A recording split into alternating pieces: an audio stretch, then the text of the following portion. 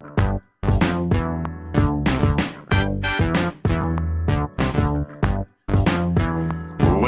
and gentlemen, yes, this is your favorite show, Sports Unfolded, with your favorite hosts, Eric and Ron.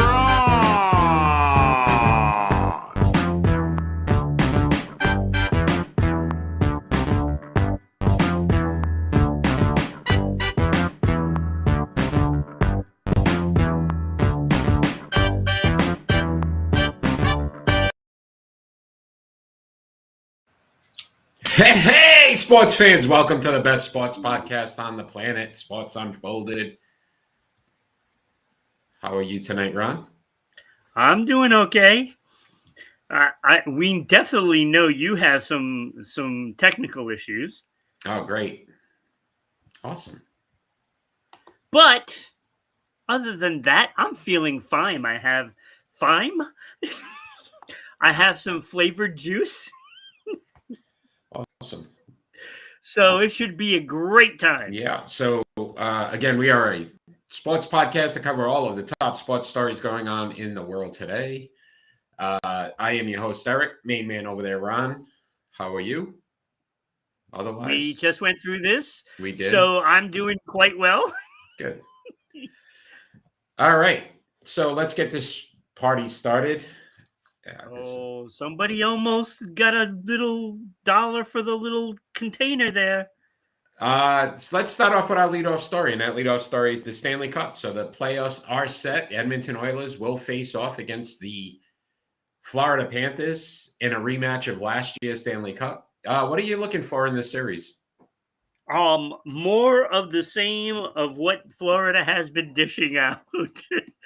But there is hope for Edmonton. Look, we know there's a lot of talent there. They went out and they made some deadline acquisitions. Namely, Trent Frederick was one of those players who is going to be asked to do a lot for this team during this series, because Florida is going to do what they just did to Carolina and Toronto. They're going to try to bully their way through to another Stanley Cup. And that is really going to squarely on the shoulders of Trent Frederick in my book. I mean, he's got to enforce, but not be undisciplined while doing it. And that is the fine line of what Florida does to teams. Yeah, look, rematch of last year. So Florida won in 7 games. This postseason, goals for 3.88 for Florida, 2.29 goals against. Edmonton scored some points in this postseason, 4.06 goals for, 2.81 goals against. That's enough. Panthers are remarkable. That's good on both sides. Yeah, remarkable on the penalty kill, though. 87.9 for Florida. So even when they are down a man, they seem to be able to control that. I think it's that physicality you talked about, obviously making a difference. Oilers 30% on the power play. Zach Hyman, though, out for the Oilers for this series. So we'll see how that affects them. And then we talked about the addition of Brad Marchand, how big that was going to be and how crucial it was going to be for the Panthers. So, I mean, realistically, you're seeing what he was able to do. He brought an elevated piece of physicality to that team that they already had. But obviously, we call him the Rat for a reason. And you've seen them in this postseason. They've really been able to agitate a lot of teams. And it goes beyond that. You know, he gets under people's skin. He's a master of it. He also brings a lot of talent with that. And that's the thing that makes him so valuable. And not to mention, might be one of the most clutch players that the Bruins have seen in decades. So you bring that aspect. If a game goes into overtime, Marchand is going to have a hand in the results. Yeah, Either way. So obviously Edmonton, very good at home, 25-13-3. So they have the home ice advantage. That could play a factor big. as well. Florida 20-19-2 on the season on the road. So again, granted, postseason a little bit different, but again, you could see that being a factor in this. And then I wanted to talk about the goaltenders, Ron, because Bobrovsky, 2.11 goals against in the postseason. Stuart Skinner, though, not far behind at 2.53. Both these goalies, obviously, we talk about the importance of a goaltender in the postseason and getting hot. Both of these guys are hot. So who has the advantage offensively against these two? Yeah. Well, I look at it this way. Bobrovsky is the better goaltender, but he didn't have to face a whole lot of offense in the Carolina series.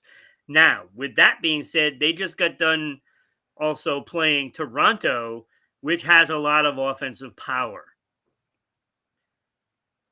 So does Edmonton Oilers. Mm-hmm. Now, if Edmonton can put pressure and sustain their forechecking and keep it in the Florida Panther zone, then they got a shot like anybody else does when they do that.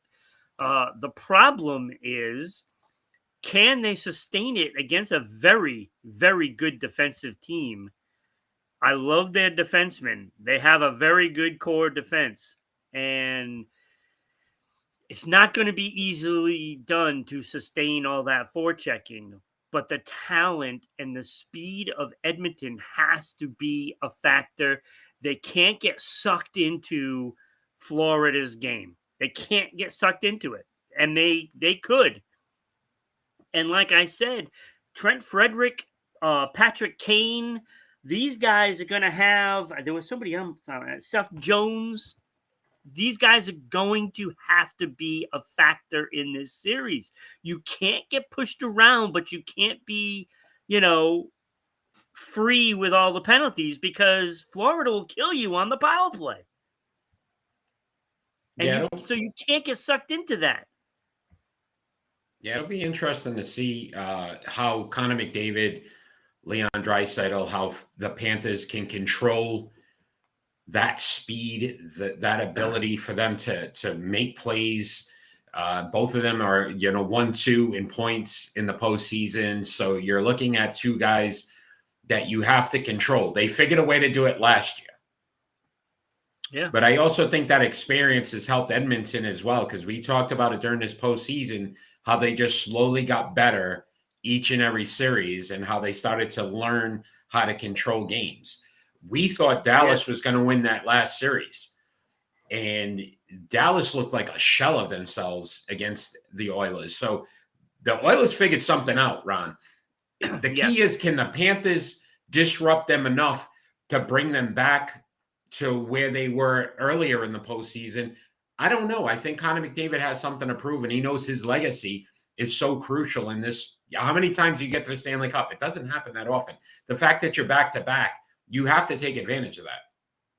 Yeah, there's going to be so many factors. This is going to be probably one of the best series in a long time, I think. I like the aspect that they're both returning for a rematch. And you would think, okay, so Edmonton's got to be a little hungrier.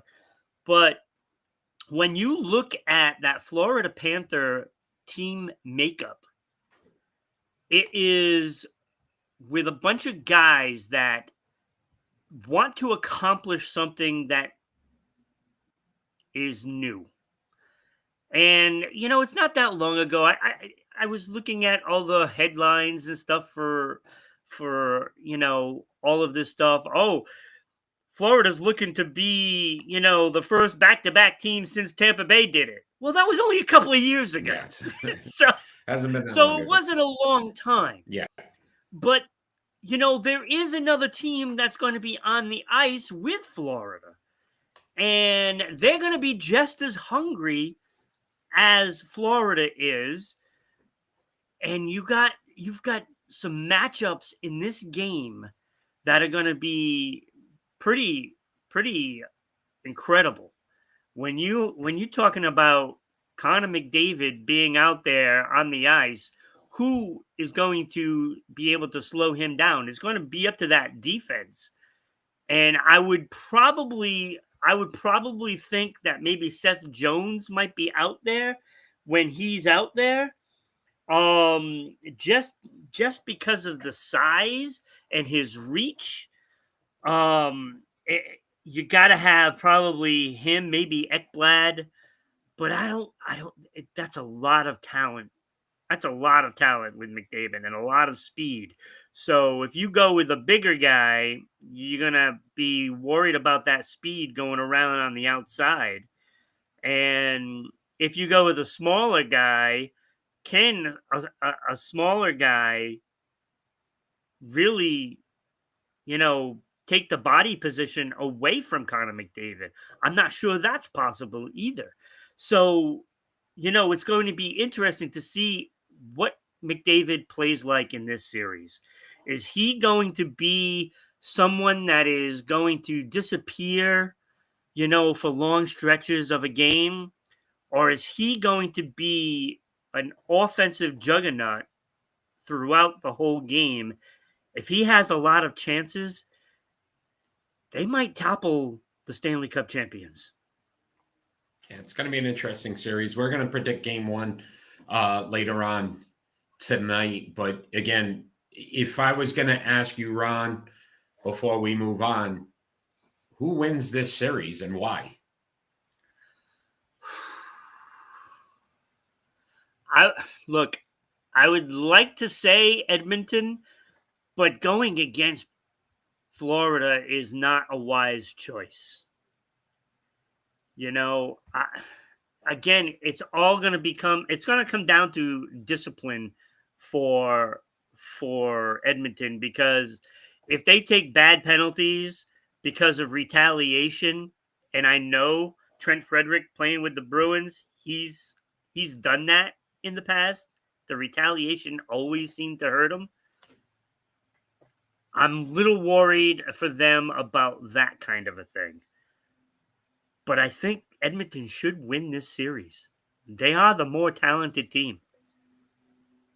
All right. I think I agree with you. I think Edmonton's going to offensively figure out some things to, again, you score 3 goals. It's a good shot, you win. I think offensively they're obviously far superior than the Florida Panthers, and that would give them the advantage. Again, Bobrovsky's going to be key here if he can stand on his head and limit how many shots go in. But it's going to be a fun series because, again, you talk about two teams now that there's some blood there. There's some bad blood there, based off of last year. So we don't know if these teams are even going to be able to stay together at the end of the year. And unfortunately, I think Dallas lost their chance. That was it. I think the door is closed. Agreed. They have, and we'll go over that later. I have a thing for that. All right. Well, great Stanley Cup. If you are joining us live, let us know what you think. Who's going to win this series? Again, the Stanley Cup playoffs are underway. So again, Edmonton versus Florida. I'm sure a lot of people have some opinions out there. So check out the chat and make sure you let us know if you have any opinions on the NHL Stanley Cup. And follow us on all our social media platforms as well. And we want to take some time to thank those that have helped us continue to grow. Those in Dallas, Georgia, 99.1 WDJY FM on every Saturday at 1 p.m. There. Thank you for the support, as well as 990 WBOB in Providence, Rhode Island on every Saturday at 10 a.m. and SEC TV Public Access Channel 12 in Southeast Connecticut on Tuesday nights at 10 p.m. as well. Thank you for the support. We appreciate you helping us continue to grow. All right, Ron, let's talk some NFL, and this is an interesting one here. Stefan Diggs. Wait, did you see the title of today's show? Yeah, Come Sail Away. That's pretty clever. Stephon Diggs and the New England Patriots are not off to a good start. What do you think? Yeah, that's it. You don't get the little Stephon baggie Diggs in there. go overboard. You need that. You need the little baggie in there. What do you think Yeah, I didn't want about to put the baggie. the troubled wide receiver? What we saw in this video that is there and his possible, tenure here in New England? This is troublesome. Because look, I know everyone out there knows exactly what he had in that bag. Now, do I feel like he was doing that? Probably not, but he was supplying it.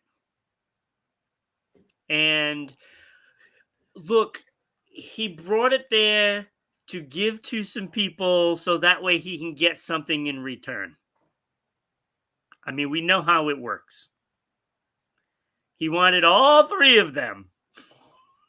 So he brought out the baggie.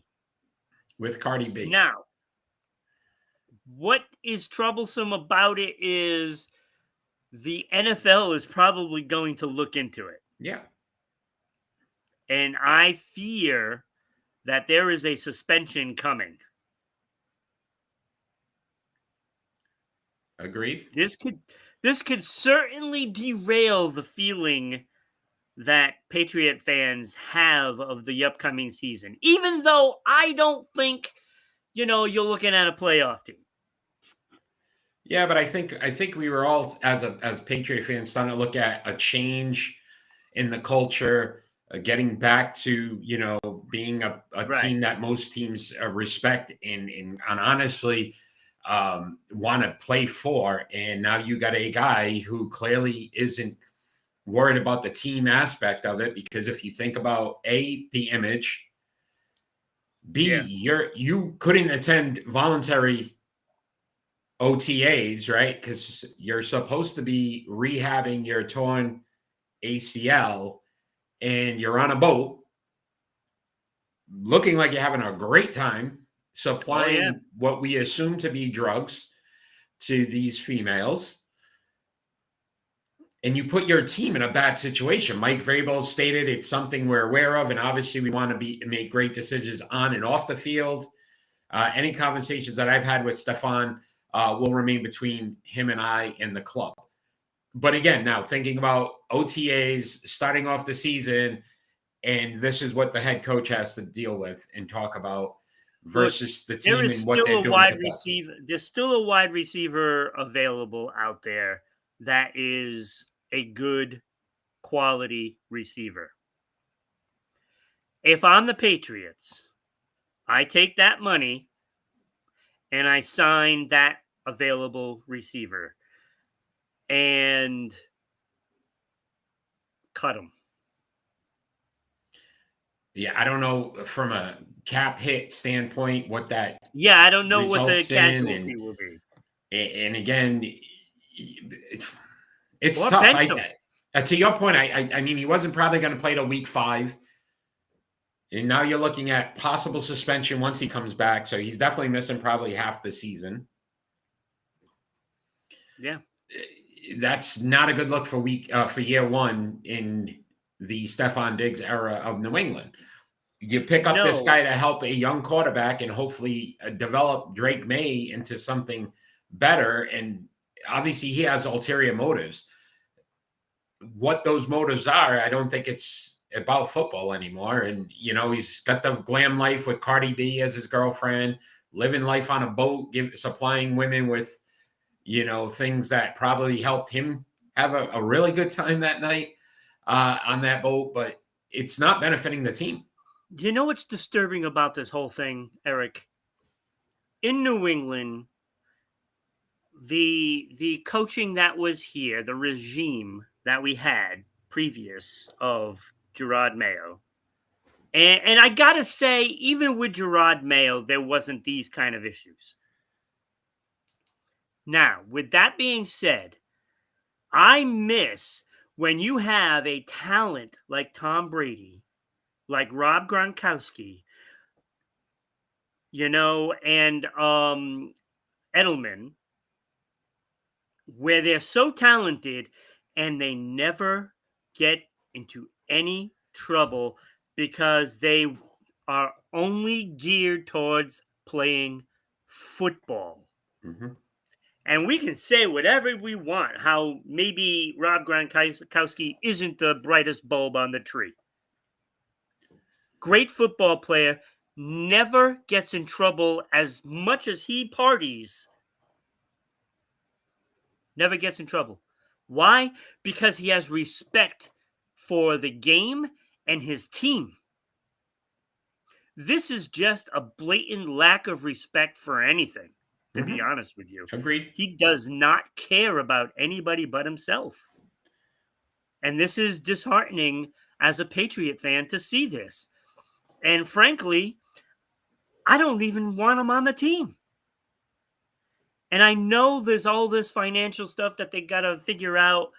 But the first thing I'd be doing right now, if I'm Bob Kraft, I am designating him as breaking his contract as a professional.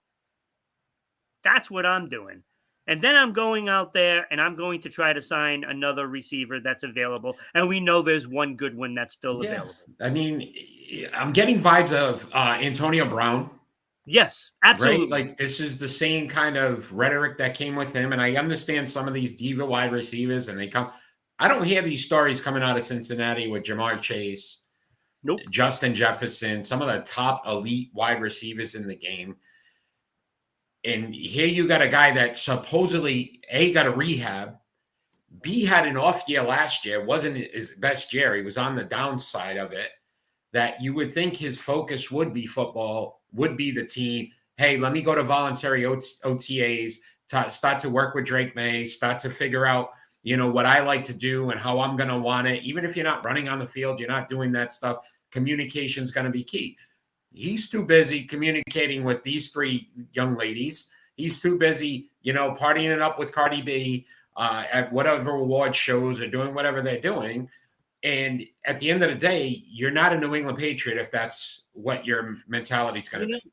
You didn't even get this kind of an attitude with Randy Moss, who is one of the better of all the diva receivers of all time, right? Yeah. And then what happened towards the end? Look, when he did, they cut him.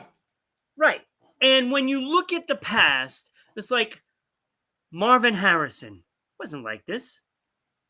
You look at all those great receivers. Jerry Rice, was he like this? Did he ever get in any trouble? No.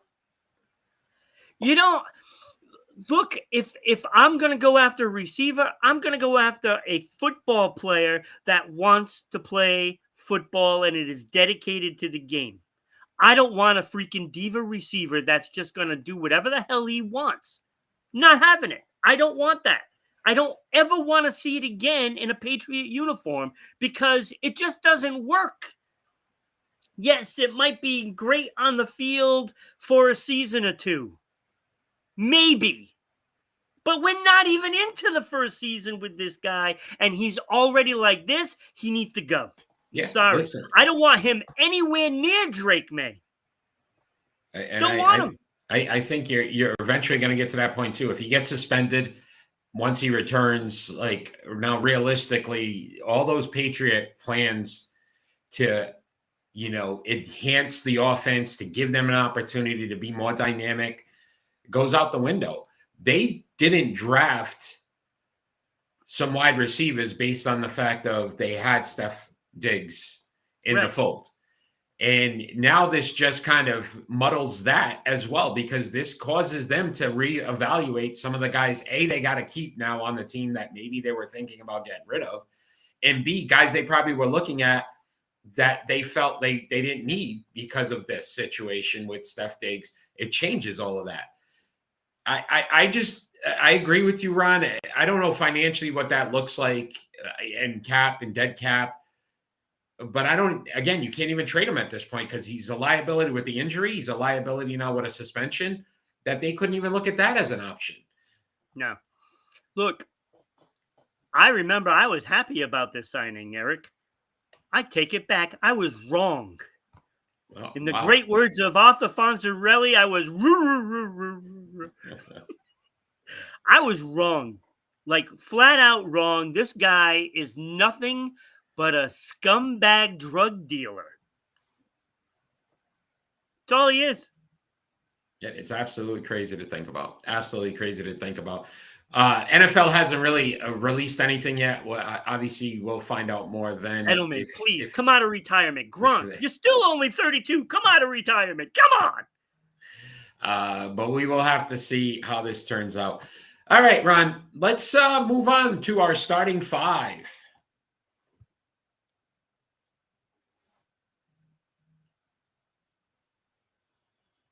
Where is it?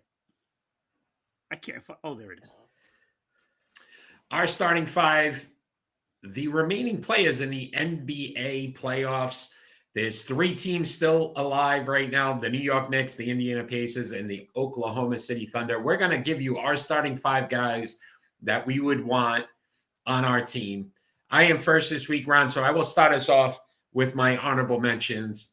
And I have 3. Josh Hart, believe it or not, I would want as an honorable mention. Here's a stat filler, a guy that plays a lot of minutes, does a lot of the intangibles. Josh Hart. Miles Turner. I like the big man. I think he does some things that a lot of big men can't do, including bring people out. He shoots the 3 well. I like what he does. And then Chet Holmgren. Here's a kid that when he got drafted, we kind of criticized a little bit, didn't think it was a good move. He is really starting to fill into his NBA body and become a solid player. Those were my 3 honorable mentions. Yeah, I have 4 honorable mentions. One of them, of course, is Miles Turner. I think he's a great player. I think, wow, he has impressed me. I also have Chet Holmgren. He is actually my bubble guy. Mm-hmm. So he was number 6 on the list. And I also have Anunoby and Michael Bridges. Mikal Bridges. Yeah. Mikal. Yeah. No, solid players. I like all those players. And to be honest with you, I don't think they're playing Bridges enough. Because I think his numbers would be even better if they played him more. I think he's better than Josh Hart. And I will go as far as if he got his playing time, his numbers would be double of Josh Hart. I think you may want to do your research on that one because he's played the most minutes. Oh, really? Yes. Oh, okay. So, yeah, he's definitely he doesn't take much time off. I saw an interesting thing the other day, and it was actually pretty funny. So if you look at Tom Thibodeau, he plays his starters the most minutes. Yeah. In the NBA. He only really goes 6 to 7 guys. Why do I feel Josh Hart gets more playing time? No, Josh Hart's, I'm telling you, more impactful. But it was funny because they said the meme I saw was, it said Tom Thibodeau wouldn't start 9 guys in a Major League Baseball game. Because he just does not want to. The guy is like adamant about 6 to 7 is his max is 7 guys. Yeah. So yeah, no, they play a lot of minutes, but no, I agree with you. I think Bridges is a good player. I mean, he's reliable. He hasn't missed a game since junior high school. Like he's played through college, all through pros without missing a single game. So I like the way he plays. I think they need to put some offense through him more often. Maybe I agree with you there. All right, so let's get into the starting 5. At number 5 for me, I got Pascal Siakam. 20.4 points, 5.8 rebounds, 3.5 assists. I love what he's doing in the end. And you know what? He's won a championship with Toronto. He brings that caliber of player that you know can get it done when it matters the most, and he's proving it in this postseason. Yeah, I agree with you. He is also my number 5. He has impressed me a lot on this playoff run. I think he can do a hell of a lot for a guy that's not getting the credit that he deserves. Agreed. I mean, he's a star in my book. I love the way he plays. He hustles. Everything about him, he can rebound. I mean, when you look at the numbers, 18 points, 6.7 boards, 3.6 assists. I mean, 3-time All-Star, 2-time All-NBA, and an NBA champion. There aren't many players on these lists of rosters that have a championship. He is one of the 3 players that I had in contention for this, and the other 2 not as high. All right. We'll just say that. Not as high. All right. So at number 4 for me, and I'm going to make this comparison, Ron, and don't shoot me for it. But Michael Jordan had a number 2 and Scottie Pippen that helped him win a lot of championships. And I feel like this guy is a number 2.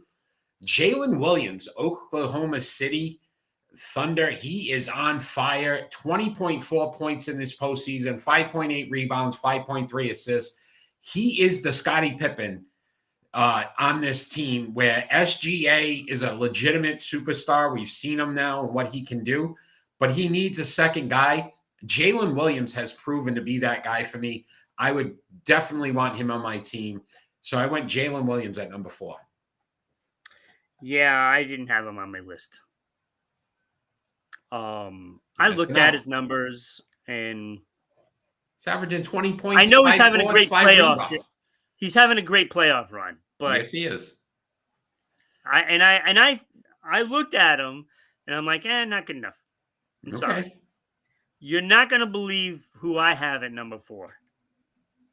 I have Jalen Brunson at number 4. Wow. This is a tough one for me because going into the playoffs, I'm like, okay, this is the clutch player of the year. And then you look at that first couple of series, and yes, he was a major factor in that. But then Indiana series, I'm like, he's kind of disappearing at times. And yes, and I know that he can come up with a clutch basket, but I'm not so sure he is the key guy because Indiana started going to him to score, always filtering down to where he's defending. And that kind of has exposed him, in my opinion. And it's exposed him pretty bad. And that shied away from me. Now, with that being said, I would still love this guy on my team because of that clutch shooting. But he is a defensive liability, and that's why he's only at number 4 for me. Okay. All right. At number 3, I had Tyrese Halliburton. I love a guy that can do multiple things and kind of make everyone around him better. Halliburton has proven that with the Pacers. 18.7 points, 5.7 rebounds, 9.5 assists in the postseason. But again, when you talk about clutch, when you talk about guys that need to make plays, when you talk about guys with a little bit of that juice, he's one of those guys. Like he is as animated as I've ever seen him. And you can see the whole team rallying around him when he gets into those modes. And hence why I think the Pacers are where they are right now. So Tyrese Halliburton for me would be my number 3. Yeah. My number 3 is Karl Anthony Towns. I actually have him above Brunson. Look, the guy is a double-double machine. You're off your rock. Okay? And look, and I know he gets into foul trouble. He cries more than LeBron. He does cry, but you know what? He still gets the job done. More than LeBron. He still gets it done. And, say what you want. He is not a defensive liability. He actually plays on both sides of the court. There are 2 sides, and Brunson needs to learn that. But because these 2 are so dynamic together, it was only fitting for me to put them at 3 and 4. So you can flip-flop them any way you want. they're still going to be number 3 and 4. Okay. I don't agree with you there. I know you don't, but Cat didn't make my list because I'm not getting a crybaby who just is looking more to get calls than to actually play basketball. So I couldn't put him on you. Jason Tatum. Kenneth, thanks for joining. But how dare you, Kenny? Cat Williams. I mean, he's just Cat Williams. He's a good player. Cat Williams is the only thing wrong with Cat is that he takes a stupid foul here and there, and that gets him into foul trouble. Other than that, he comes to play from start to finish. I disagree. I think he gets it done. He tries to get calls instead of just focusing on what needs to get done. But yeah, okay. And every player in the NBA does it. Okay, so he did it last night. Okay, Kenny. So where was it the rest of the series? All right, let's move on to number 2. At number 2 for me, I had Jalen. I had Brunson. I got big body Brunson. Again, I don't put him ahead of Halliburton. There's no way. 30.1 points per game. He is a scorer. He's a legit scorer. He can get to the basket at any point. Again, averaging 7 assists in his postseason and 3.5 rebounds for a small guard. Another one that cries too. I don't think so. Not like he always throws those elbows and then flops. He's kind of reminds me of like a shorter LeBron. Okay, here we go. But you don't you put Cat who does even worse. Doesn't even worse. Cat's worse than Brunson when it comes to I didn't hold that against either of them. Okay. All right, who do you have at number 2? Number 2, I have Halliburton. Look, he's better than Brunson. I don't care what you say. He's better defensively, which makes him automatically better than Brunson. Okay? So going by Kenny's theory, though, Brunson didn't show up last night. He didn't show up last night. Yeah, and Brunson has showed up all series? Brunson's averaging 30 points. Averaging 30 points and giving up how many? Isn't he a minus? I don't know. If he's a minus, tough. Okay. All right. I like Halliburton. He plays some defense. He distributes the ball and he scores. He kind of does everything for this team. And I think he's a hell of a player. He's getting his recognition this series once he buries the Knicks for good. At number 1 for me, SGA has to be. I mean, we've seen this kid just come along and now is a legit superstar, averaging 29.8 in the postseason, 5.7 rebounds, 6.9 assists. But when you talk about a guy that he can control a game, I have slowly grown to truly enjoy watching him play now through this postseason, because he has changed my mind that he is as good as advertised and well-deserved MVP, because as I started to look at it, he took down the previous MVP, right? He outperformed Jokic when it mattered the most, and you're going to see him, I think, do it again in the postseason. What I have realized, and he is also my number 1. What I have realized, Eric, that the number 1 team in the NBA is clearly OKC. And number 2 is probably Denver. And number 3 is probably Minnesota.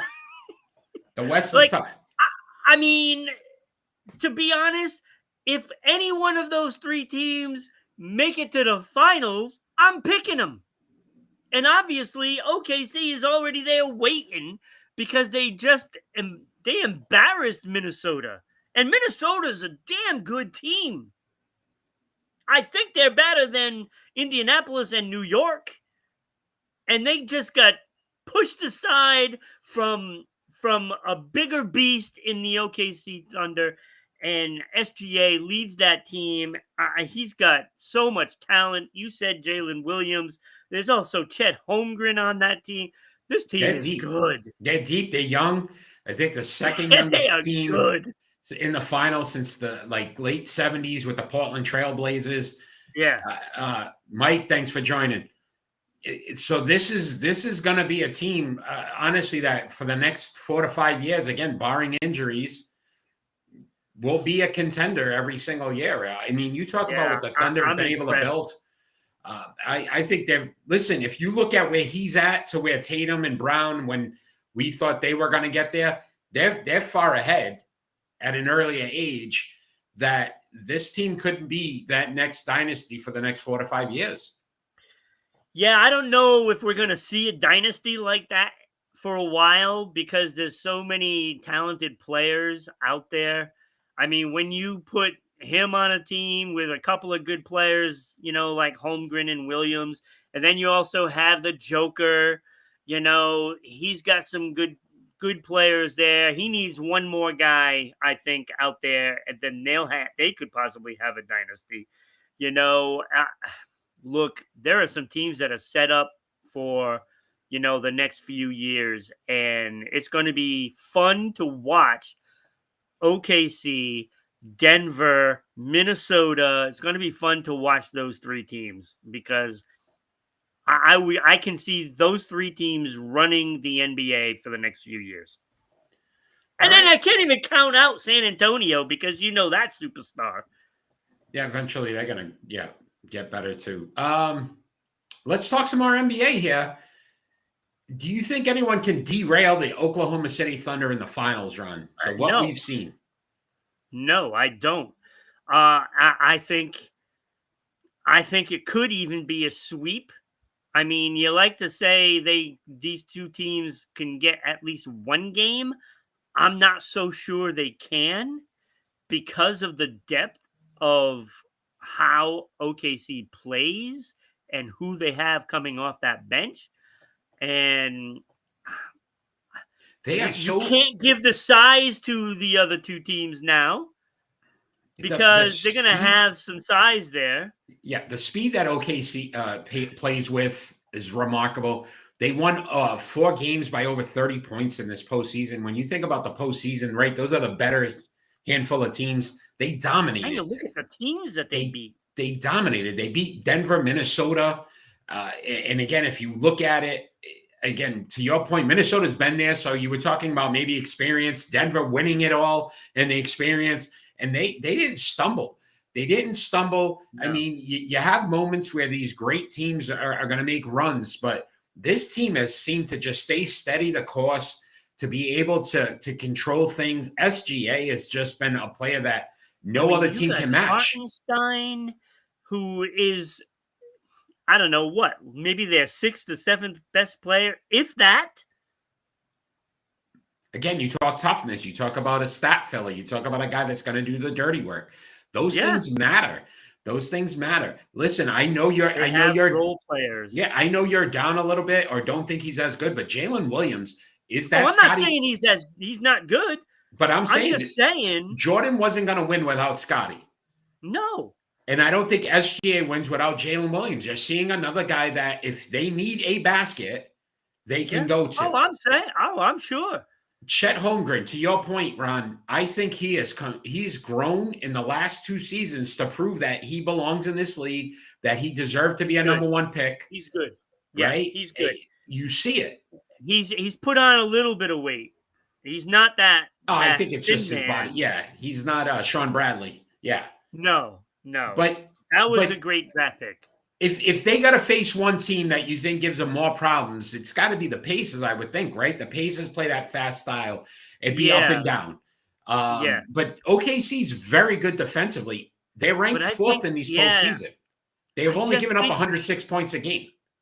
I think the shooting and how they get into position to take the shots matter.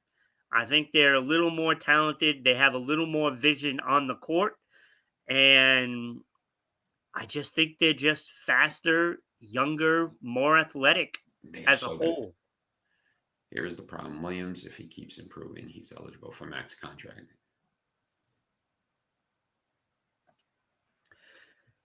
Yeah, but I think you got a little bit of time. Like, I agree with you. Like, SGA is going to be a max contract. But if you get 2 to 3 years out of this, and we've seen what Boston did. Listen, Boston gave Tatum and Brown max contracts. Yeah.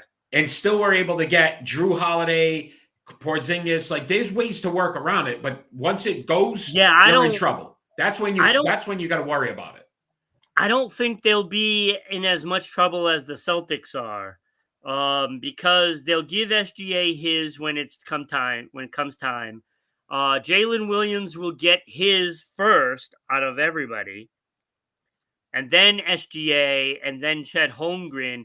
If you just take care of those three guys, and you can fill the roster with some other guys that come up, and you draft, and I think they'll be okay as long as you have those three. I think you're in good shape. That's an interesting comment, though, by Mike, right? The NBA doesn't want dynasties, right? And I think he may be right there, because that second apron is why Boston now is going to break up this team after 2 years. Like, it's done.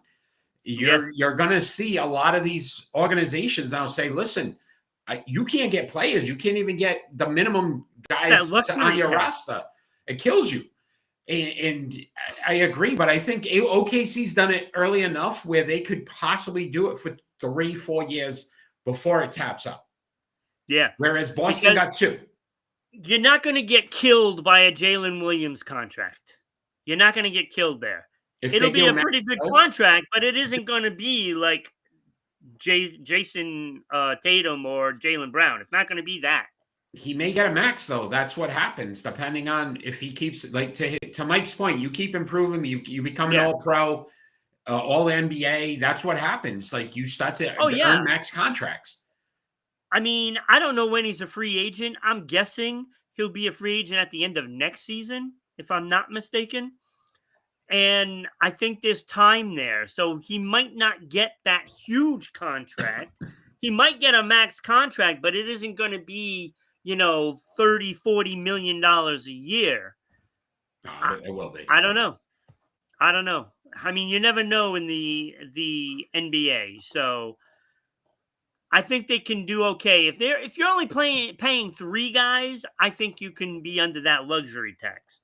The problem is the Celtics have 6 guys that they're paying in that luxury tax, whatever it's called. I don't know if it's called the luxury tax, but that's what it's just like, because they're going to have to pay through the nose, and they're not going to make as much money to pay for those players. So the Celtics will lose money next year if they keep the team together.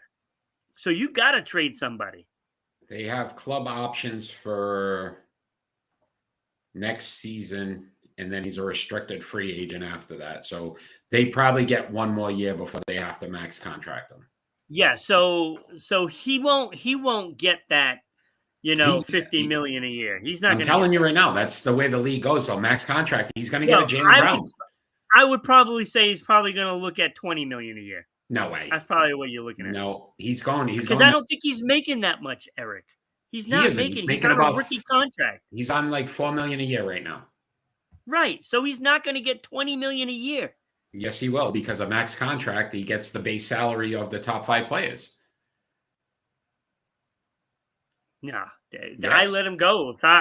I'm not paying him the top 5 salary. I'm not paying him. It's him or Holmgren. One of them's going to get that contract. I'd give it to Holmgren.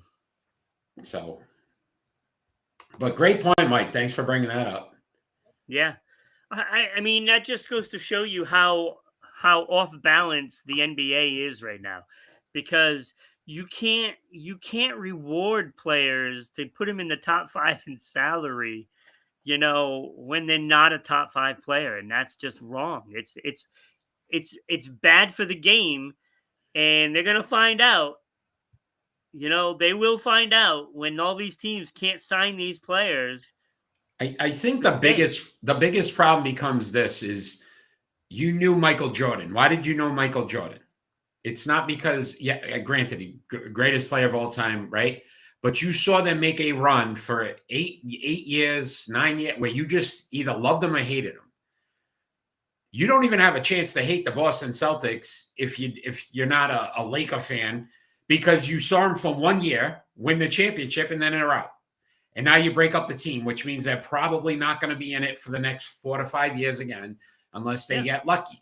Denver, you won it. Nikolai Jokic, listen, look at the numbers he's putting up, but nobody really dislikes that team because guess what? They're not in it again. They're out of it. The NBA is slowly killing that where you didn't like Kobe because of Kobe and Shaq and the domination. And then Kobe won it again 2 more times, right? Because of him and Gasol. And they had that run. And you're not getting these runs anymore with these teams because all you're looking at is a 1 to 2 year cycle, and then they're over. It's over. Right, and that's what this max contract thing is doing. Because yes, it's easy just to sign somebody to a max contract, but if your team is going to lose money every year because of doing it, what's the point? And that's what's killing the game. It's making it so that way, Bobby Boucher is out there. They're making it so that way teams can't control their destiny with their team.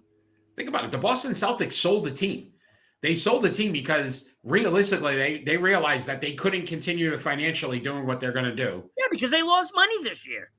So this is where you start to wonder is, again, if OKC can hang on for 2-3 years, this is your span. This is your window, right? Just like Ron did before it closes, make sure you know what I mean? Yeah, it's look, they took a page out of Major League Baseball and in the NBA when you have a team that's as successful as Boston and they can't make money because the salary caps are just ridiculous because that's what they have to give. And, how is that beneficial to the league? It's not. And somebody eventually has to say something, or you're going to have a lot of teams going to be defunct in about 5-10 years. But you look at it this way, Ron, and this is probably the best way as a Boston Celtic fan. We had the original Big Three. And you could be a fan of the Big Three because we had McHale, Bird, and Parrish for, 8-9 years of just straight dominance. You bring in the new Big Three, right? With Kevin McHale, Kevin Garnett, Paul Pierce, Ray Allen. That only lasted 3 years. Yeah. This is where you're going with this game. Not even. Did they get traded that third year? The third year. This is where you're starting to see now. You had Tatum, Brown, Porzingis, Drew Holiday for 2 years. And it's gone. It's going to be gone. And this is what they're doing to this league. How do you dislike the OKC Thunder? If they don't make it this year and win it all, there's a good shot that they don't get back to it. Or even if they do, that might be their last shot and then they're done. Then that team's broken up too. Look, if they're not going to be able to hold on to both Holmgren and Williams, they're probably not going to make it back in 2 years. So next year could be their last year to try to get to the finals. It's not the same as it used to be. That's insane, right? To think about. It's so bad. It's so bad. But Mike, great point. Great talking point. Thanks for bringing that up. That really, you're right. You don't look at it. This is their shot, man. Like OKC, if you're going to do it this year.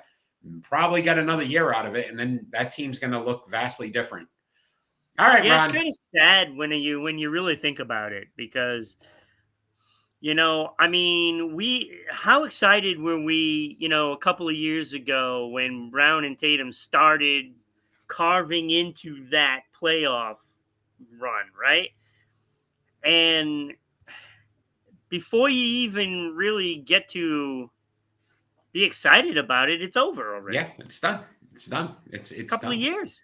And this is why, again, why did the NFL with the Patriots, so many people hated them? Because guess what? They dominated for 20 years. You either loved them or hated them, but you had to see the same cast of characters every single year. In the history of the game, continuity wins. Yep. Yeah, exactly. Too much play move. Durant's going to move again. Giannis going to move. Like, you don't build around players anymore and continue to keep that team together. Now, that's a good point, Eric, because where does Giannis go, right? I mean, if he goes to Dallas, okay, so that makes them a contender, right? But don't forget, Kyrie Irving is also, he's got a player option. he could opt out and he could leave. So Anthony you Davis might get Giannis, but Yeah. then you lose Kyrie Irving. And now you're talking, all right, so now we have these big two guys. Oh, to your point, that's you go 1 year and then guess what happens? Then they break it up Antonio anyway. Davis So it's goes. like it doesn't, you can't. And then basketball, if any sport, like there's the quarterback wide receiver combination, right? Those guys, the ones that were successful, Joe Montana, Jerry Rice, they worked every day in practice. This is what I'm going to break, my timing, right? It's all continuity. Basketball is probably even more critical because those 5 guys on the court all need to be cohesive units and where they're moving, how they're setting picks, how I'm going to get this guy open, where he likes to pass, you don't see it anymore because these guys don't play together long enough to even get used to it. Right. And this is why that game, it's a great game. People are still going to watch it, but you're never going to get the villains anymore. You're not going to get those guys that you just want to dislike because, oh my, here we go. We're going to watch this team again this year, get to the finals, or again have to win a championship. You get to see it. OKC wins it this year. Great. You might not see it again because they break up the team. It used to be when you have Magic and Kareem playing together for many years. It's like it just doesn't happen anymore. Yeah. It's such a difference. Such a difference. All right, Ron. Looks at Major League Baseball. Big series this weekend. The Los Angeles Dodgers and the New York Yankees are squaring off. Which team needs to win this series more? I would say the Dodgers.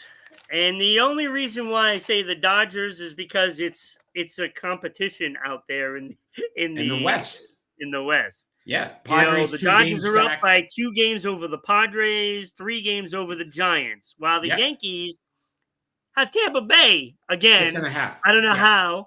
Every year. 6.5 games back. Like Tampa Bay is not that great of a team. Agreed. And frankly, on paper, they might be the worst team in the East, but the other 3 teams can't get out of their own way. Yeah. Yeah. I mean, I agree with you. I looked at it and I said, now you have to go from the draft. Yeah. No, I agree, Mike. The draft's so critical in the NBA now. And that's why, look at what Dallas, people keep saying trade that pick. They may trade that pick. If you could get a guy like Cooper Flag and he can last for the next 10 years in that organization, it makes more sense than to trade for Giannis, who you think in a year or 2, they're going to break up the team again. Yeah, because if you get Giannis, say, and you retain Kyrie and then draft Flag, there's no way. Giannis is that would be the number 1 pick. Milwaukee yes, right. He's under contract. He's not a free agent. So Giannis going there would be, so even if you kept Davis, Giannis, and Kyrie, it's for a year, and then you're done. It's for a year, exactly, because they're not going to be able to keep them together. Yeah. Yeah, so I would say this Yankees team, honestly, I'm really starting to enjoy what they're doing, but they got that 6.5 cushion. I think there's not that hangover of the World Series anymore. I don't think anybody's really looking at it. No, because they didn't show up for the World Series. They got there. And they could get there again. And they could get there again. They should.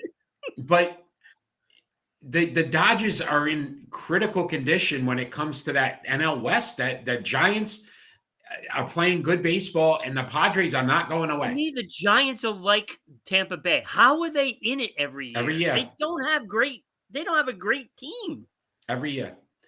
But it's going to be a fun series. A must watch, though, because even Max Fried pitching tonight, Yamamoto on Sunday for the Dodgers. So those are guys you'd want to see versus these teams. So should be a fun matchup, but I agree with you. I think the Dodgers need this series more than the Yankees. They got to put some distance in between them and the Padres and the Giants, because if they go into a slump and then they end up in 3rd place, wow. And then you look at it this way. That's different. Dodgers last 10, 5-5. Yankees 9-1. The Yankees are hot right now too. They're playing some really good baseball, 1-5 straight. So again, the Dodgers, you're playing a team that's hot right now.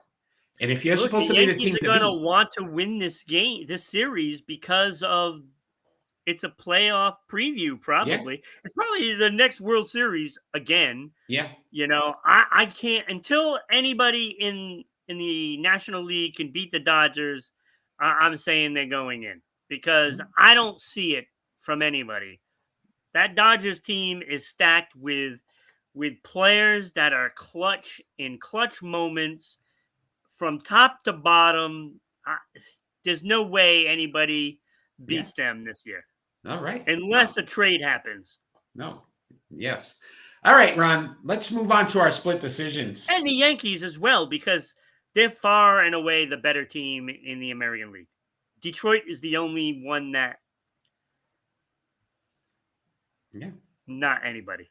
All right, our split decision segment. Basically, we ask each other two more likely scenarios, and we got to make a decision. I actually have a third one, Ron, but I'm going to throw this in as a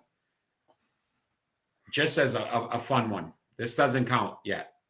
But Ron, which would be more likely? Now you're taking your final thoughts that are now 2 and 3 long, and now you're bringing it into split. But I just thought about this one. And I thought it was interesting. Which is more likely, Ron, for a rematch? The New York Yankees Dodgers World Series or the Philadelphia Eagles Kansas City Chiefs Super Bowl? Which is more likely to be a rematch, since we've got a rematch in the NHL? Dodgers, Yankees. Really? You don't think the Chiefs and Eagles? No, I don't think either team is going to make it back there.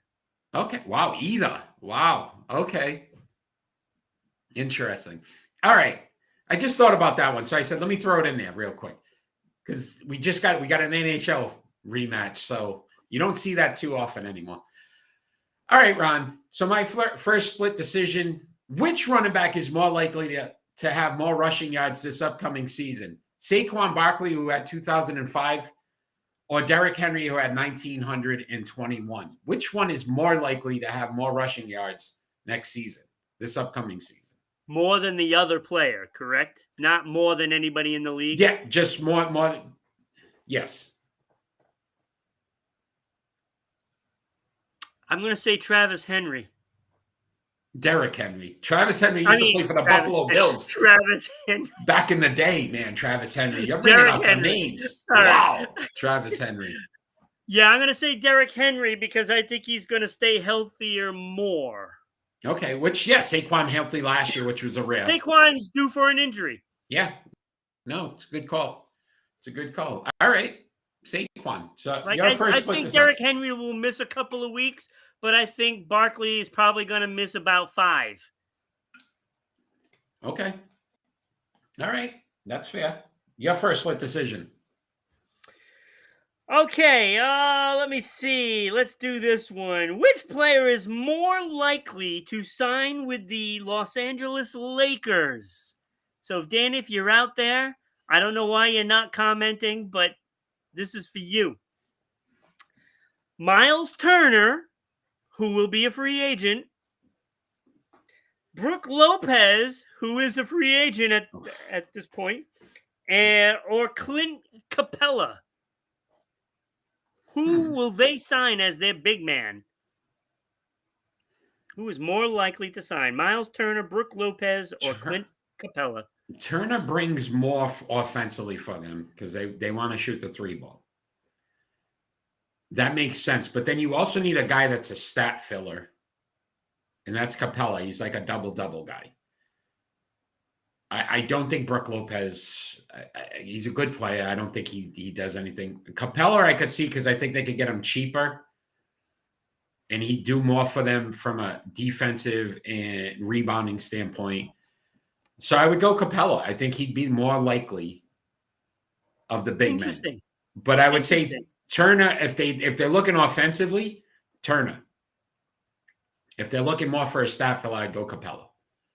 Well, this is, of course, if they don't trade for Porzingis. One can only hope. I'm about done with Porzingis. I had my run with Porzingis. I'm just saying. Maybe the Celtics will sign one of those 3 guys and trade away Porzingis. Yeah, depends on the money. All right.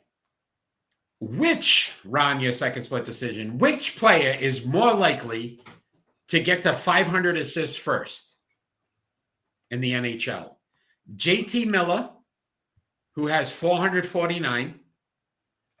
Tyler Seguin, who has 449. Or David Pastrnak, who has 442. Which David player? Pastrnak. It's not even close. You are such a homer. No, look, after what Pastrnak has done the last 2 years, filling the stat box with Thank you, points, Kenny. I just don't think that JT Miller is a goal scorer. That's all he can do is really, he's a power forward, goal scorer. He goes down that wing and then takes a slap shot, scores a goal. Okay. He's not a playmaker. Tyler Seguin, getting up there in the years. I don't think he does it because of his age. And the fact that Dallas is going to be decimated at the free agency. So to me, it's Pastrnak because it doesn't matter who's on the team. Obviously, his team sucked this year, and he still got 100 points. A lot of assists. He fills that assist box night after night after night. It's David Pastrnak, not even close in my book. Okay. All right. Your second split decision. My second Danny's split on. Thanks for decision joining. does go into hockey, and it does cover those Dallas Stars like we just mentioned. Who is more likely to re-sign with Dallas? These are all free agents at the end of the year. Jamie Benn, 35 years old, 16 goals, 33 assists. Matt Duchene, 34 years old, 30 goals, 52 assists. Evgeny Dadonov, 20 goals, 20 assists. Michael Granlund, 33 years old, 22 goals, 44 assists. Or Colin Blackwell, who's 32 and had a big whopping 6 goals and 11 assists. Who is more likely to resign? He's out. Ben, you said, was how old? 35? 35. Yeah, I think he's done. Who was the second guy? Currently. Who's their That's second him guy? right there. Who's their second guy? Well, there's You said the Duchene, second. 30 goals, 52 assists. Duchene, I think, would still. Now, let me also add that they only have $5 million in cap space. Yeah, it's going to be tough. They're going to be in trouble. Yeah. They missed the boat. They did. So they are not sailing away with anything. See what you did there. I see what you All did right, there. now you're saying Duchene, but I might add that Mikhail Granlund, he is the left wing on Rantanen's line. So my guess is going to be he is staying. Okay. I think they want to keep that top line together intact. Yeah. No, makes sense. All right, Ron, let's continue with this NHL talk. What's going on with the Boston Bruins in this head coaching search? So Boston.com reported there's 3 finalists right now: Marco Sturm, Mitch Love, and Jay Woodcroft. One of which is the only one that actually had NHL experience coaching was Jay Woodcroft for Edmonton. In 133 games. He was 79-41, 14-14 in the postseason. So if you're trying to win postseason, that doesn't make sense. Marco Sturm played for the Boston Bruins for 5 years, also played in the NHL for 14 total. Coaching with the AHL affiliate of the Kings, which was Ontario Reign. And Mitch Love, he's the Capitals defenseman coach. They were one of the top defensive teams this past season at 2.79 goals against. And he also coached the AHL Calgary Flames. So if those are your 3 options, Ron, first off, does any of them say wow? And secondly, why is there not a bigger name? They all say wow. Wow, in the wrong way. Why is there no big name coaches being associated with the Boston Bruins at this time? Because the Bruins know deep down they are several years away after letting everybody go. And this is just a guy to get the young players up to speed.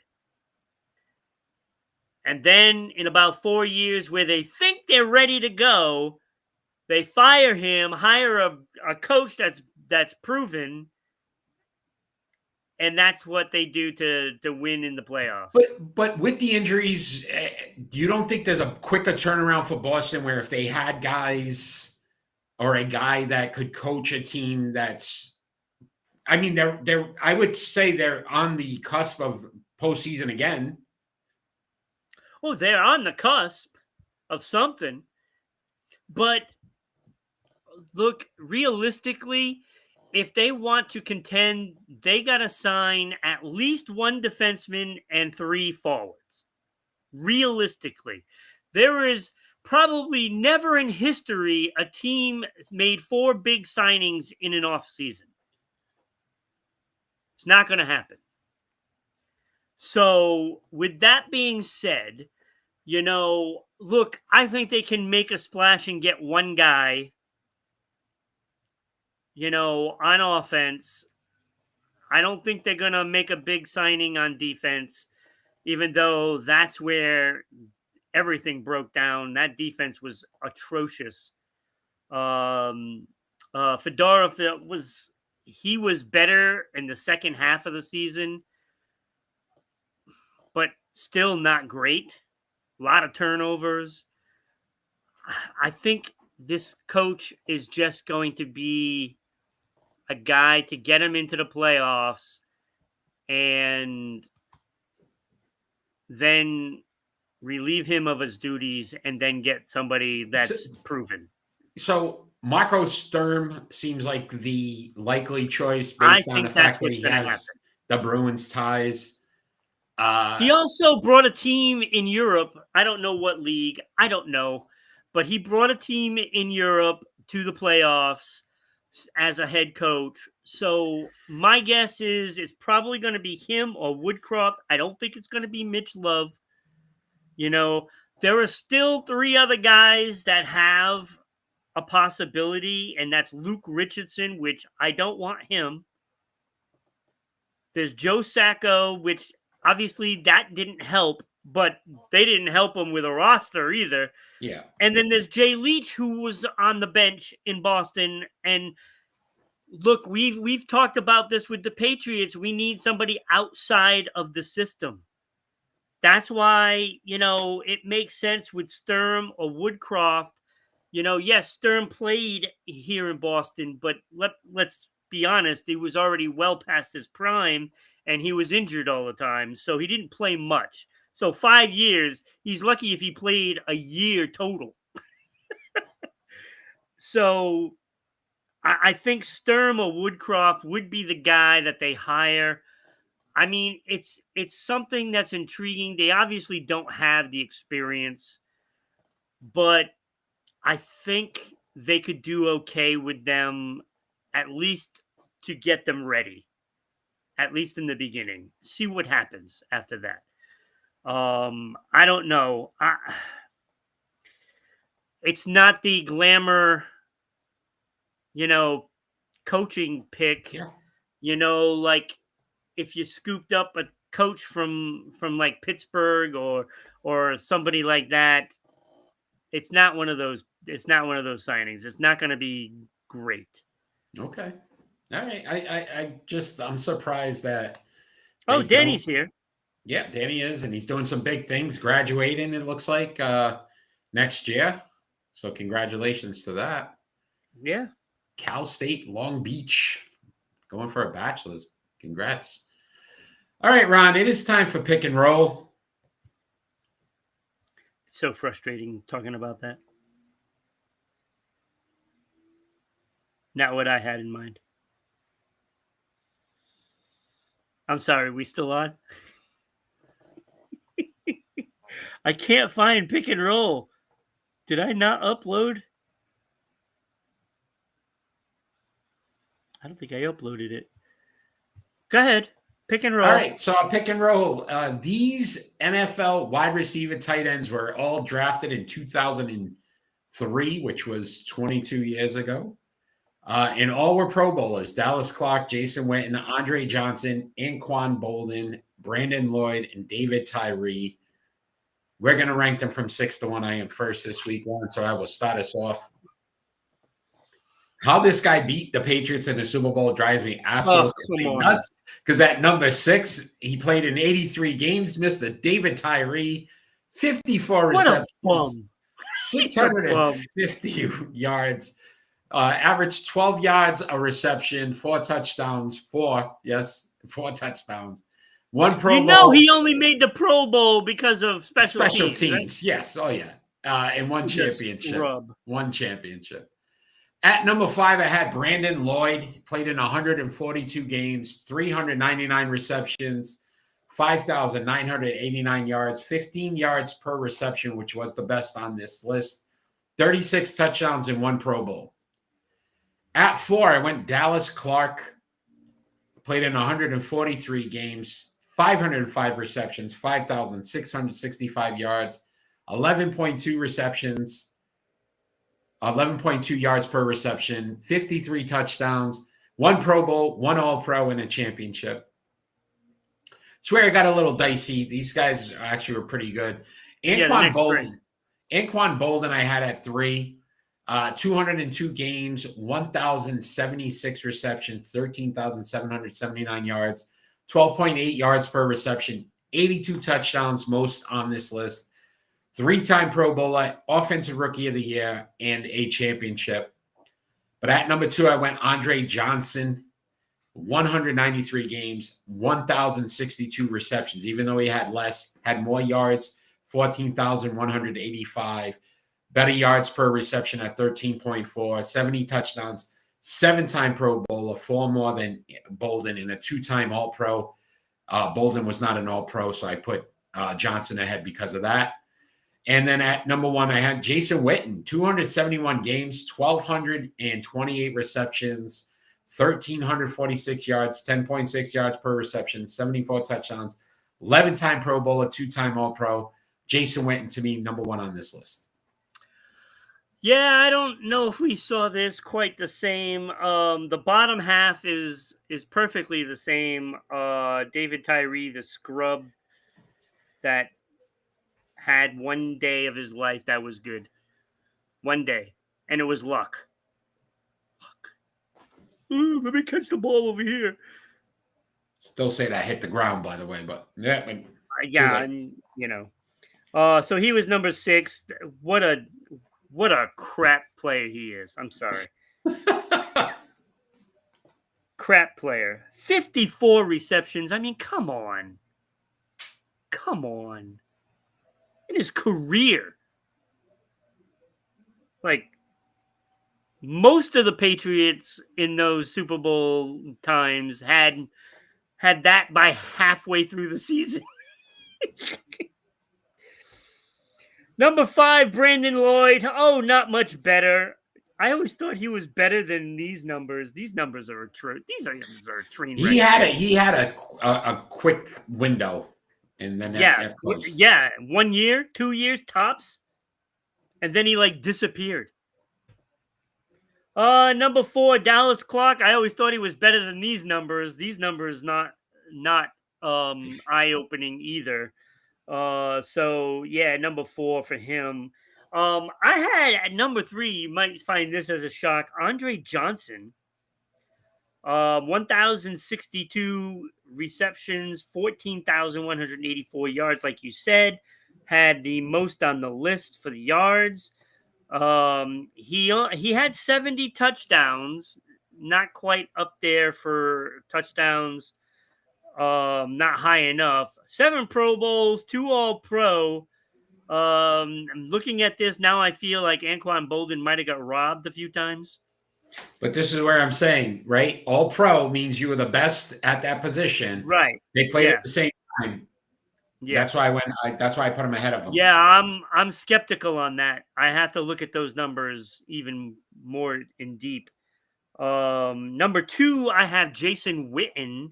Ooh, interesting. Love those receptions, and I love those yards. 74 touchdowns, 4 more than Andre Johnson, 11 Pro Bowls, 2 All-Pro. But at number 1, I actually have Anquan Bolden.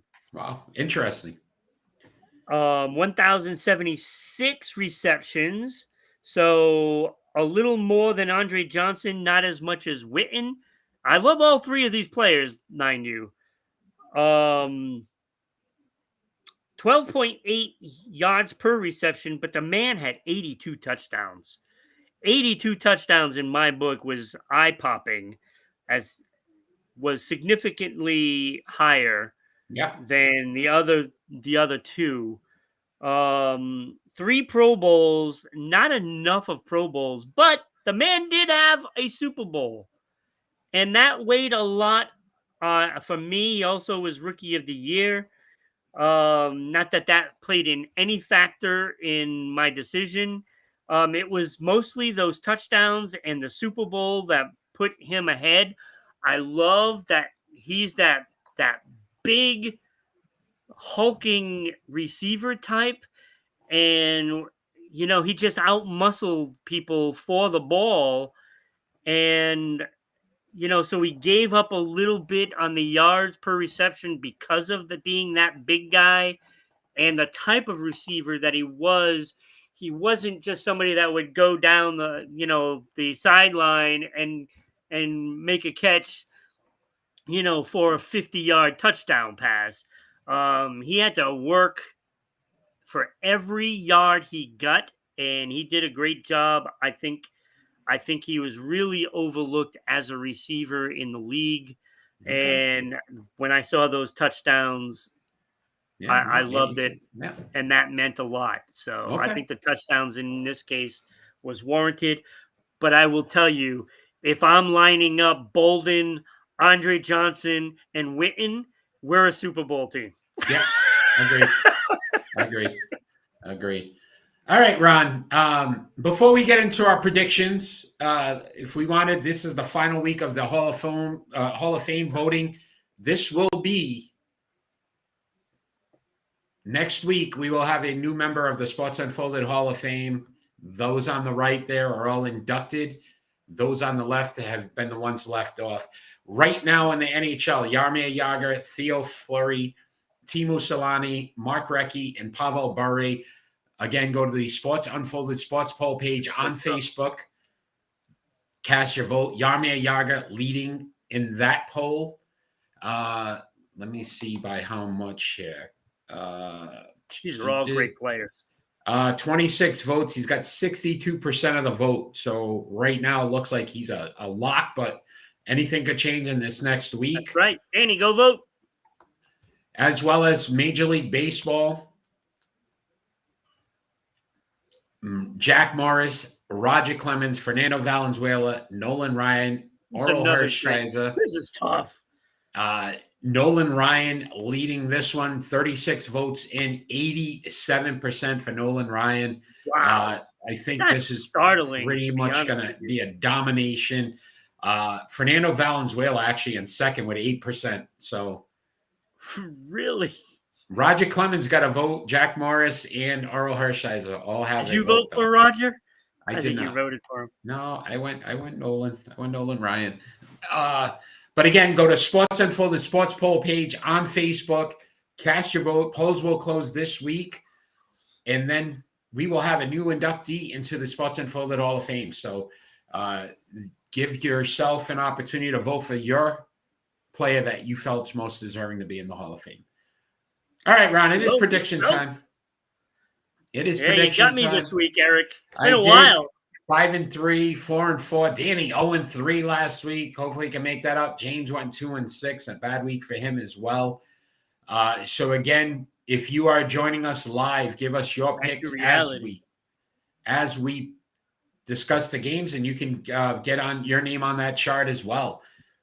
All right, Ron, we're going to start off with the Eastern Conference Finals. Tomorrow, you got the New York Knicks at the Indiana Pacers, Game 6.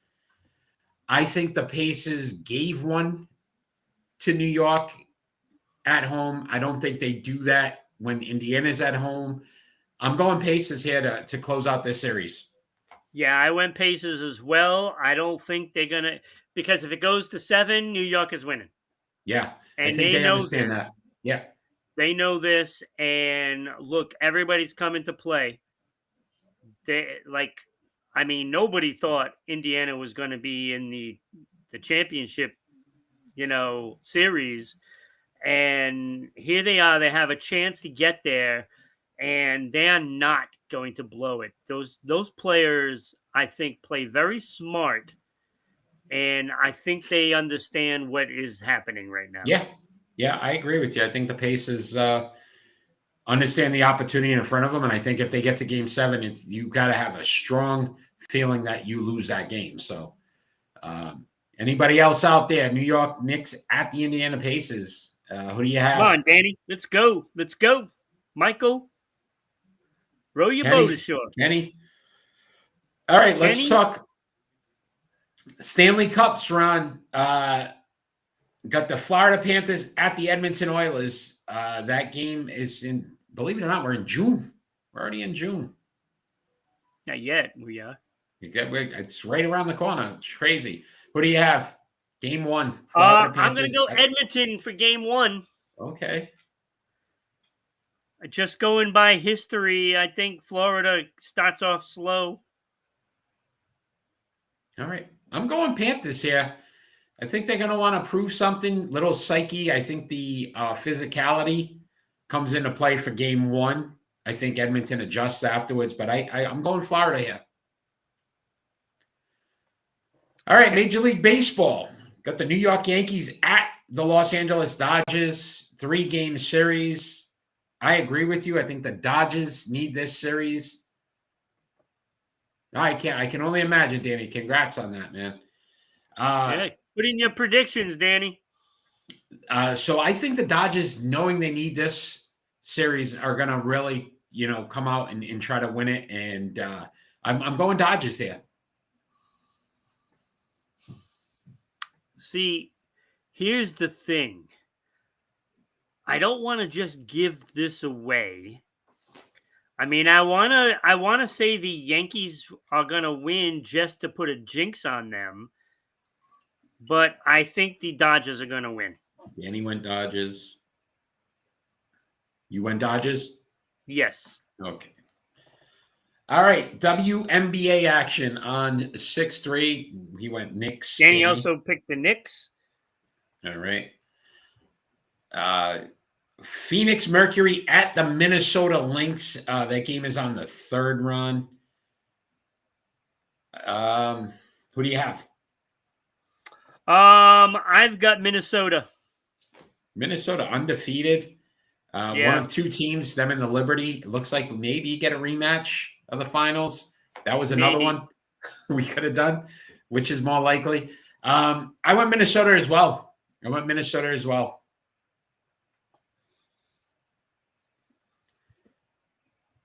Tomorrow, Major League Soccer, you got the Columbus Crew at Inter Miami CF. Who do you have, Ron? I have Columbus on the road. I also have Columbus. Miami not as good this season. They're not as good this season, though. Yeah. Did they win last week? No, it was a tie. This is like the 3rd week in a row. Oh, man, you didn't let me say tie. No ties. We're not doing it. All right. June 1st. Couple of not so good teams, but we figured we'd throw it in there. UFL action. Arlington Renegades at the San Antonio Brahmas. What do you have? I'm going to go with the home team in this case. I'm going to go with the Bahamas. Because I feel like I want to go to the Bahamas. So I went Arlington here. San Antonio's won 1 game all season. So I don't think they're going to do anything. Yeah, but you never know. Maybe that's their final home game. They're going to come out. But I went Arlington. One more.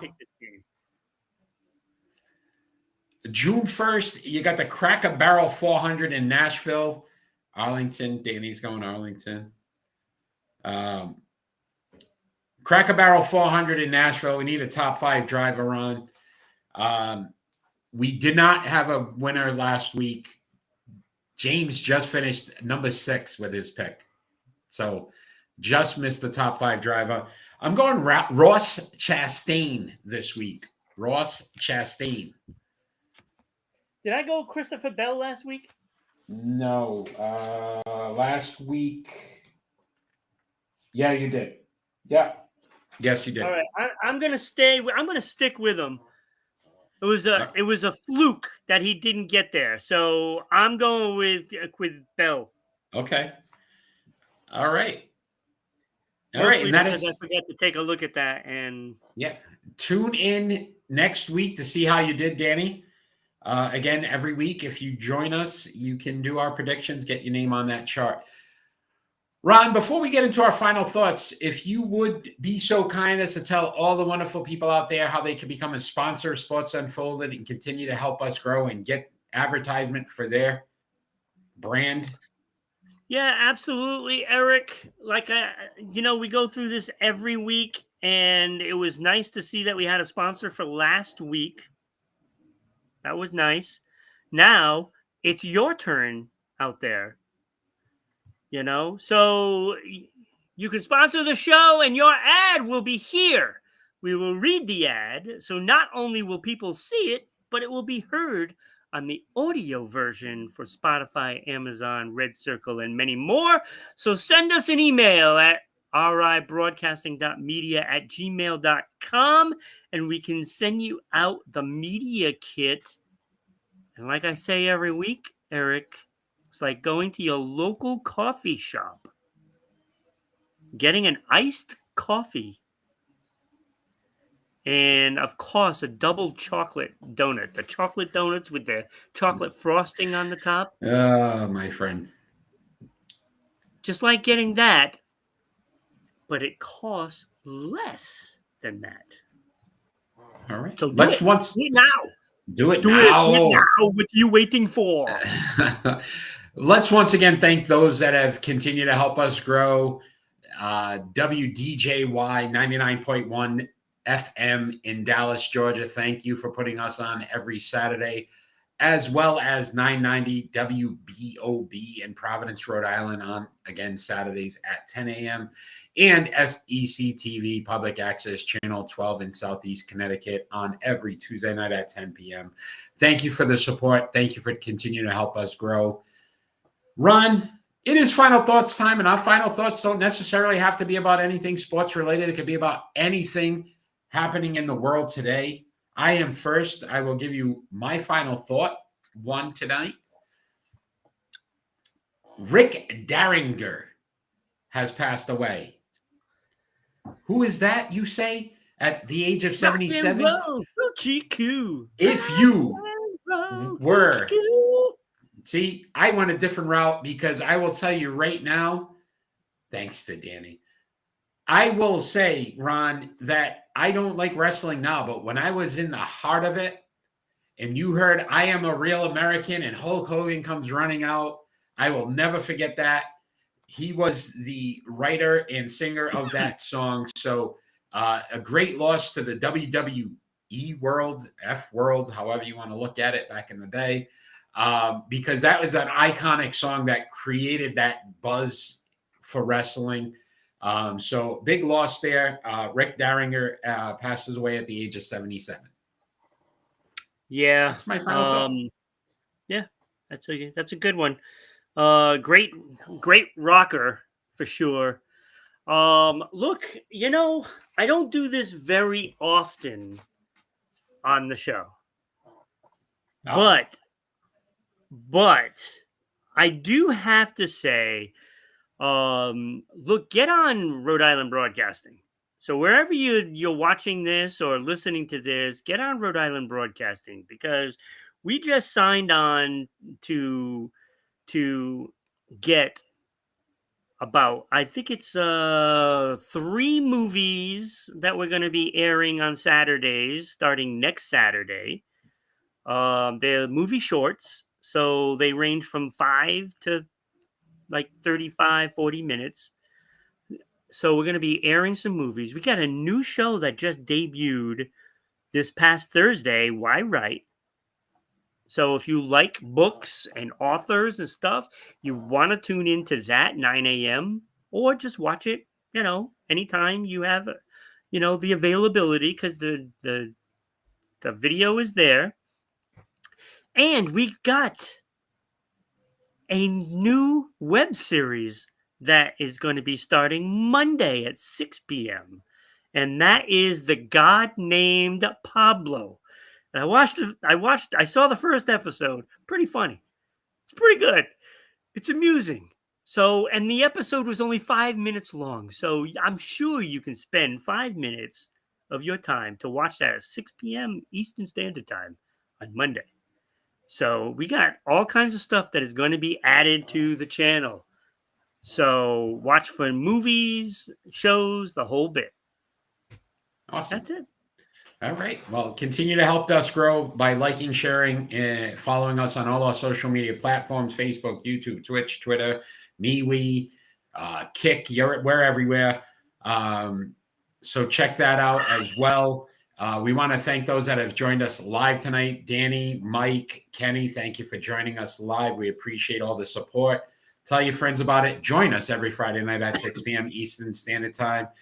Get on that sports poll page on Facebook to finish that voting, as that polls will be closing this week. And Ron, as we always ask for every single show, all we ever really want is to get peace on earth. Have a great night, everybody.